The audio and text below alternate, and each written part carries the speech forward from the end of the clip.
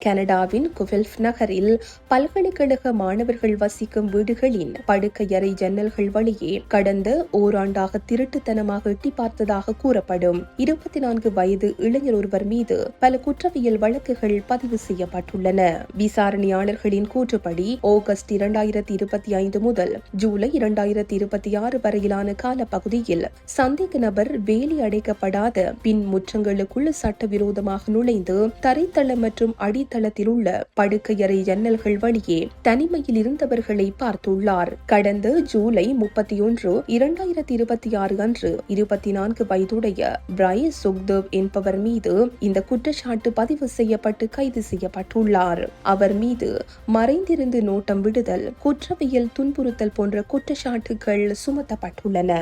இந்த செய்தி உள்ளிட்ட மேலதிக விரிவான செய்திகளுக்கு www.behindmenews.org என்ற எமது இணைய பக்கத்தினை பார்வையிடவும்.